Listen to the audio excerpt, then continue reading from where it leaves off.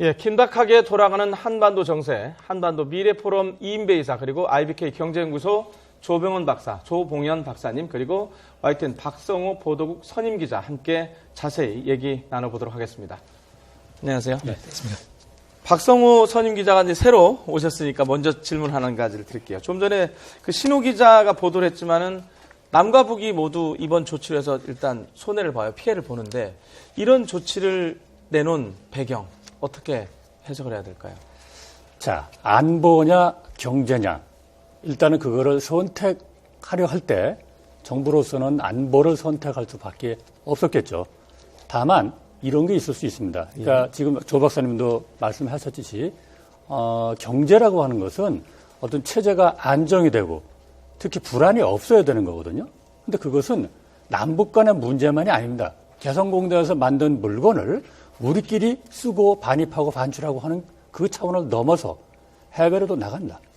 그러면 그것이 과연 이 제3국이나 해외를 할 때 신뢰도, 경제에서 신뢰도는 크게 손상을 입을 수밖에 없는 게 그것이 불가피하다. 다만 그런 불가피성을 뛰어넘는 안보의 불가피성을 정부를 생각했을 것이다. 이렇게 상정할 수 있겠습니다. 네, 그럼 우리 정부가 우리 기업들의 피해에도 불구하고 북한의 이런 조치를 취한 것은 북한에 가해질 경제적 타격이 더 크다고 봤을 이렇게 보는 겁니다. 거죠. 우선 경제적 타격은 우리가 더 크다는 게 일반적인 분석입니다. 왜냐하면 그 홍영표 장관께서도 말씀하셨듯이 개성공단을 통해서 북한 쪽으로 들어가는 돈이 작년에 1억 한 3천억 원 정도 됐다고 그랬어요. 네. 1억 3천억 원 정도가 들어갔는데 우리가 그러면 사실은 우리 5배, 6배 정도로 우리가 생산하고 있거든요. 그러면 우리 손해가 될 수 있고요. 또한 직간접적인 피해를 따져보면 수조 원이 될 수 있어요. 일례로 지난 2013년에 한 4개월 넘게 가동이 중단됐을 때 그때 우리 피해가 1조 원이 넘었습니다. 그런데 그때 정부가 금융 지원해 준 건 한 1,000억 원 남짓 했거든요.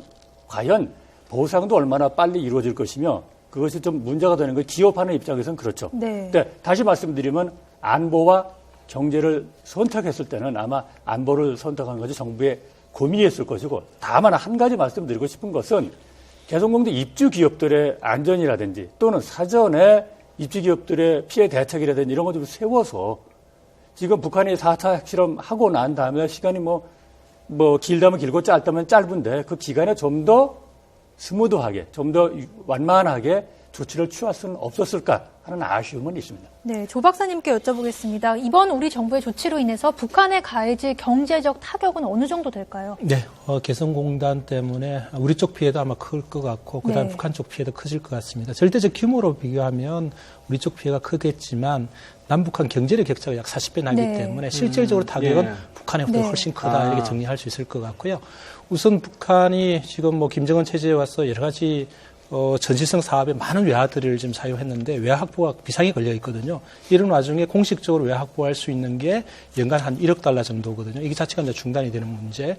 그 다음에 54,000명 근로자들이 당장 내일부터 이제 일을 못함으로써 생계에 문제가 생길 수도 있습니다. 네. 2013년도 4월 달에 5개월 넘게 중단이 됐을 때 개성공단 북한 근로자들의 소요 사태가 일어날 움직임이 있었다. 이런 이 이야기도 있었거든요. 네. 그만큼 개성공단 근로자들은 안정적으로 개성공단 내에서 굴러가지고 일을 하는 걸 원하고 있는데 북한의 핵실험 때문에 그다음에 장거리 로켓 발사 때문에 개성공단 북한 근로자들의 어떤 생존에 문제가 생길 수 있다. 이것이 저는 오히려 북한 당국에 대한 개성공단 북한 근로자들의 비난으로 이어질 가능성도 있다. 이렇게 볼 수 있을 것 같고요. 그것뿐만 아니라 북한이라는 것도 언젠가는 경제 문제를 풀어야 됩니다. 경제 문제를 풀지 못하면 결국은 김정은 체제에 장담도 못 하거든요. 그러면 현재 김정은 체제에 내놓은 게 전국적으로 20개 경제개발구 하겠다고 청사진을 내놓았는데 또 5월 달에 그 7차 당대에서도 경제 비전을 내놓는다고 했는데 개성공단 문제가 북한의 원인 때문에 이런 상황이 벌어질 경우에 어느 누구도 북한에 대해서 투자하려고 하고 그다음에 기업인들도 관심을 안 가질 거라는 거죠. 그것이 오히려 북한 경제가 어려운 북한 경제를 더욱더 어렵게 만드는. 그래서 결국은 북한이 선택해야 될 것은 어떻게 하면 경제 문제를 살리고 북한 주민들한테 뭔가 삶을 좀 보장할 수 있는 이런 쪽에서 방향을 트는 것이 오히려 김정은 체제가 선택해야 될 그런 과제가 아닌가 생각이 듭니다. 국제사회에서 한 가지 좀 제재를 가하고 싶어하는 부분이 중국과 북한의 맞습니다. 무역입니다. 중국이 계속해서 북한과 이런 경제관계를 유지한다면 사실상 다른 국가들이 북한에 제재를 가하는 거 효용이 없다는 건데 어떻습니까? 중국도 이런 영향을 받을 수가 있는 건가요? 네, 이번에 아마 우리 정부가 진짜 뼈아픈 결단을 내린 하나의 배경 중에서도 결국은 중국이 북한에 대한 제재를 할 수 있도록 유도를 해야 되는 거거든요. 네. 북한 경제의 거의 90%가 중국에 의존하고 있습니다. 유엔 차원이나 그다음에 미국이나 일본 차원의 제재를 하더라도 중국이 그게 동참하지 않으면 북한이 그게 타격을 줄 수가 없는 그렇죠. 거거든요. 예. 그래서 그런 차원에서 중국이 북한에 대한 제재를 할 수 있도록 해야 된다. 그중에 가장 큰 게 현재 북한의 많은 금융이 사실은 중국에 계좌를 개설해가지고 네. 움직이고 있습니다. 그래서 과거 BDA처럼 중국 내에 있는 북한의 계좌를 동결할 수 있도록 최소한 중국이 좀 나서야 되는 문제가 있고, 그 다음에 또 하나는 인력 송출입니다. 북한이 중국의 동북 삼성에 공식적으로는 7만 명 하지만 비공식적인 인원 포함하면 20만 명이거든요. 네. 20만 명이 1인당 월 기준으로 보면 약 $300를 받습니다. 개성단보다 훨씬 2배 이상이 받는 거거든요. 그래서 이런 인력 송출 때문에 북한이 그동안 많은 외화를 확보했던 건데, 이런 인력 송출 문제에 대해서도 중국이 어느 정도 결정을 해줘야 될 것 같고, 그 다음에 더 크게 북한이 사실은 좀 혹독한 대가를 치르려면 원유 공급입니다. 네. 신의주 통해서 단동에서 신의주 통해 들어가는 원유 파이프라인 자체를 한 몇 개월 정도만 잠궈도 북한이 비상 상태가 생길 정도로 심각하기 때문에 글쎄 중국 입장에서는 이러한 상황에 대해서 카드는 쓰지 않을 겁니다. 만약에 이 정도까지 카드를 쓰게 되면 북한이 사실 혼란이 일어날 가능성이 있기 때문에 중국은 그걸 좀 바라지 않거든요. 하지만 현재 국제사회 북한의 제재 국면은 최소한 중국이 동참해가지고 북한이 핵실험과 장거리 미사일 발사 자체가 잘못됐다는 정도의 인식을 줄 수 있는 이런 제재 정도는 중국이 나서야 되지 않나 생각이 듭니다. 네. 지금 보면 예. 북한의 지금 핵실험, 핵미사일 실험 시기를 보면은 한두 번을 빼놓고 나면 거의 다 12월에서 10월에서 4월 사이입니다. 난방류가 필요할 때보다 추울 때입니다. 추울 때임에도 불구하고 사실은 핵실험이나 미사일 실험을 한다는 것은 중국으로부터 지속적인 오일 공급이 가능하다고 믿기 때문이라는 거죠. 그 정도로 북한으로서는 중국은 우리를 아프지 않을 것이라는 신뢰 속에서 이런 일을 저지른다고 봤을 때 이번처럼 이런 기회에 사실은 중국이 나서주지 않으면 문제 해결이 어렵고, 중국이 나서가 하기 위해서 우리로서도 이 개성공단 폐쇄라는 조치까지 할 수밖에 없는 상황 아닌가, 그렇게 생각이 됩니다. 또 하나는 뭐냐면 1억 2천만 불, 아시는 바처럼 1억 2천만 불 정도가 이제 북한에 들어가게 되는데, 우리 기업들이 북한 당국에 1억 2천만 불 달러로 주게 됩니다. 달러로 주게 되면은 북한 당국은 그것을 쿠폰, 상품권과 북한 돈으로 바꿔가지고 북한 주민들에게 다시 주게 됩니다. 이 말은 무슨 말이에요? 1억 2천만 불이 고스란히 북한 당국자 김정은의 주머니에 그대로 들어간다는 이야기입니다. 철저하게 달러 같은 경우에는 특별하게 서기실에서 김정은이 특별하게 관리를 합니다. 한 푼도 따로 쓰지 않습니다. 그 이야기는 그 돈을 가지고 북한 핵 개발과 그게 북한 핵 개발에 오롯이 쓸 수 있는 자금이 된다는 의미가 되는 것입니다. 그런 의미에서 1억 2천만 불은 그냥 경제적인 1억 2천만 불이 아니라 특별한 의미의 1억 2천만 불이기 때문에 우리가 그것을 막을 수밖에 없다고 보시면 됩니다. 참고로 통일부도 아까 발표했듯이 우리가 개성공단을 통해서 북한에 어쨌든 간에 주는 돈이, 이익이 무기 개발이나 이런 쪽으로 흘러 들어간다라고 하는 정부의 판단이거든요. 네. 예. 아마 그것은 지난 2014년 11월에 저기 임금 규정을 자기들 마음대로 바꿉니다. 북한이. 그때 보면 임금은 반드시 노동자들한테 직접 주도록 되어 있는데 직접이란 말을 빼버렸습니다. 그래서 그 뒤에 물론 작년 8월에 최종적으로는 임금을 좀 올려줬죠. 그래서 $50에서 $74 정도로 올리긴 했는데 그것은 아마 상당히 포석을 깔고 있는 것으로 보이고요. 중국은요, 이게 아마 양면적일 것 같아요. 아까 조 박사님 말씀하셨고 지금 말씀하셨지만 이게 중국이 과연 그러면 소위 세컨더리 보이콧이라고 하는 거. 그러니까 아무래도 다 제재하는데 북한과 거래하는 나라도 제재를 한다라는 게 세컨더리 보이콧이라고 하는데 중국이 과연 세컨더리 보이콧의 대상이 되겠느냐? 그런 가능성은 높지 않다고 하는 게 일반적인 인식인 것 같아서, 또 중국에 대한 의존도가 아까 90%라고 그랬는데요. 이 북한이 2000년도 이후에 대외 무역을 급증시킵니다. 굉장히 늘어나는데 1년에 한 13% 정도까지 막 늘고 그랬어요. 그런데 중국의 예전에 2000년도만 해도 한 25%에서 90% 이상으로 왔거든요. 자, 그러면 중국의 의존도가 더 높아지는데 중국이 그러면 과연 제재를 하겠느냐? 즐길 수도 있다는 거죠. 그래서 그 상당히 양면적인 면이 있다. 이렇게 분석할 수 있겠습니다. 네. 그 피해 부분을 얘기하기 위해서 저희가 이제 그래픽도 좀 일부 준비를 했는데 개성공단이 어떻게 생겼고 지금 어느 정도의 그 인력들이 있고 북한 근로자들은 어느 정도 되는지 그 부분을 다시 한번 좀 정리를 한번 해볼까요? 그 개성공단이 처음 착공이 된 거는 2003년 6월이었고요. 그리고 2003년 10월에 개성공업지구 관리위원회 사무소가 개소가 됐고 그 다음에 12월에 좀 전에도 언급을 해드렸지만 개성공단의 첫 제품이죠. 이른바 통일 냄비가 출하가 됐고요. 네, 남북 관계의 부침에 따라서 우여곡절도 많았습니다. 2008년 12월에는 인원 제한, 통행 시간 축소 이런 조치들이 취해졌고요. 2010년 5월에는 천안함 폭침으로 인한 신규 투자가 금지됐습니다. 2010년 11월에는 연평도 포격 사건이 있었죠. 개성공단 방북이 일시적으로 금지되기도 했습니다. 예, 2013년 개성공단이 폐쇄가 됐고 재가동된 과정을 좀 다시 한번 살펴보겠습니다. 2013년, 그러니까 3년 전 2월에 북한이 3차 핵실험을 했고요. 4월에 개성공단의 가동을 잠정 중단한다라고 북한이 발표를 했고요. 그리고 이후에 우리 정부도 대응 조치로 개성공단의 잔류 인원을 전원 모두 철수시키기로 결정을 했고 2013년 9월 그러니까 한 5개월 정도죠. 5개월 동안 협상을 벌이다가 남북이 7차례 실무회담 끝에 개성공단을 재가동하기로 한 것이고 그 이후에 이제 다시 재가동이 됐다가 아까 박성우 그 선임기자께서 말씀하셨듯이 임금 문제가 좀 불거졌고요. 이번에 그 조업 중단, 그러니까 사실상 폐쇄 조치가 내려졌는데 네.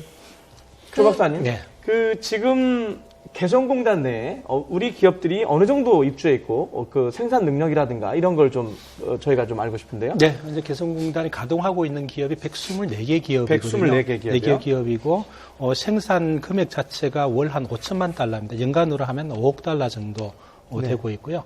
지금까지 개성공단 가동 이후에 지금까지 한 38억 달러 정도 생산을 하고 있었습니다. 그 다음에 거기에 종사하고 있는 북한 근로자가 약 5만 4천 명 정도 되고 있거든요. 그래서 이 개성공단 자체가 지금 전면 중단되면서 사실은 남북한 모두 경제적으로 좀 피해는 있다 이렇게 볼 수 있을 것 같고요. 저기 업종별 비율을 보니까요. 섬유 기업들이 58%로 네, 거의 가장 지금, 많고요. 예. 기계금속, 섬유 기업이 압도적으로 많네요. 보니까. 예, 아무래도 북한의 양질의 노동력을 활용해가지고 개성공단을 가동하는 것이 경쟁력이 있기 때문에 섬유업체, 노동집약적 업종들이 많이 좀 들어가 있는 편입니다. 그 다음에 이제 기계나 좀 전자 쪽은 들어가기에는 아직까지는 북한이라는 게 이제 전략 물자에 해당이 되기 때문에요. 아무래도 좀 기술 중심의 기업들이 들어가는 건 좀 한계가 있습니다. 네. 자, 이번에 정부 조치가 나오면서 하나 주목되는 것이요. 개성공단 대체시설 부지를 알아보겠다 이런 얘기가 나왔어요.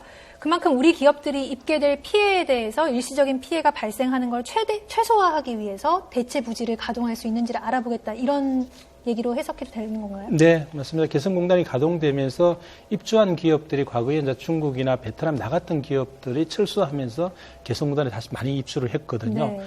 근데 개성공단 자체가 이제 중단이 되게 되면 개성공단 기업 중에서는 다른 데서 생산할 수 없는 기업들도 많이 있습니다. 네. 일부 기업들은 국내에 다른 대체 생산지가 있다든지 해외에 생산할 수 있는 여력이 되는데 아파트형 공장 기업 같은 경우는 사실은 뭐 거의 개성공단에 모든 올인을 하고 있기 때문에 생산을 할 수 없는 문제가 생깁니다. 상식적으로 생각하면은 뭐 철수할 때 일부 그 자재들을 갖고 나온다고는 하지만 공장 시설이라는 게 다 떼어가지고 나올 수 없는 그런 한계가 있을 것 맞습니다. 같아요. 그리고 또 가동이 중단되면서 공장이 좀 쉽게 노후화되지 않습니까? 이런 문제들은 사실상 그래서 대책이 없는 지금 건가요? 그 대체 생산지는 단기 대책은 좀 안 될 것으로 보입니다. 네. 개성공단 자체가 좀 전면 중단이기 때문에 장기적으로 갈 가능성이 높다 이렇게 보고 있고 개성공단 기업들이 다른 대체 생산지, 즉 국내의 다른 지역이라든지 아니면 해외의 다른 지역에서 생산 시설을 다시 구축해가지고 생산해가지고 계속 좀 납품할 수 있도록 그렇게 해야만이 기업 경영이 안정적으로 갈 수가 있는 거거든요. 그런 차원에서 아마 우리 정부가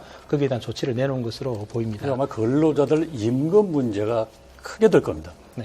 아마 대체 생산지를 해서 제3국을 베트남이나 섬유업종이 아까 많았잖아요. 네. 네. 사실은 섬유업종은 베트남에 진출하기 좋은 환경이기도 하고 해야 되고 특히 환타평양 경제 동반자 협정 같은 게 우리가 아직 안 들어가서 그쪽으로 가야 원산지 규정도 받고 해서 네. 유리한데 말씀하셨듯이 지금 임금 차이가 워낙 크기 때문에 다른 거 다 된다고 가정해도 그건 만만치 않을 겁니다.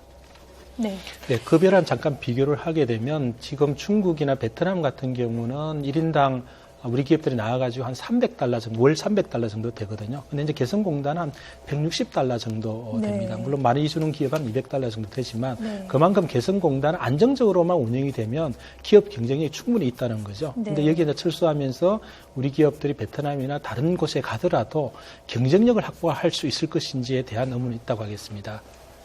네, 이에 대비해서 뭐 정부에서는 보험도 들어져 있고 남북 경영 기금도 있습니다. 이런 부분에서 최대한 지원을 하겠다고 하는데 다 감당이 되는 건가요, 피해가? 보험을 잠깐 설명을 드리면요. 개성공단에 들어간 기업들은 만약에 남북과 어떤 정치적 상황 때문에 중단이 됐을 때 네. 보험을 통해서 지급할 수 있도록 되어 있습니다. 물론 그 보험에 가입했던 기업에 대해 한해서 그렇습니다. 그래서 그 보험 조건을 보면 투자 금액에다가 최대 90%까지 보험으로 해줄 수 있습니다. 다만 한도가 있습니다. 70억까지거든요. 네. 그러면 개성공단의 시범 단지에 들어갔던 기업은 큰 기업들입니다. 거기 투자 기업들은 100억 이상 투자했던 기업들이거든요. 이런 기업들은 만약에 보험으로 해서 그 보상을 받는다고 하더라도 한도의 문제 때문에 좀 어려움이 있을 것 같고요. 또 하나는 지금 보험 금액 자체가 이제 처음에 이제 투자 기업들은 투자 금액을 기준으로 해가지고 좀 보험의 실제적인 보상을 해달라고 요구를 하고 있는데 실제 이제 보험의 산정 과정에서 보면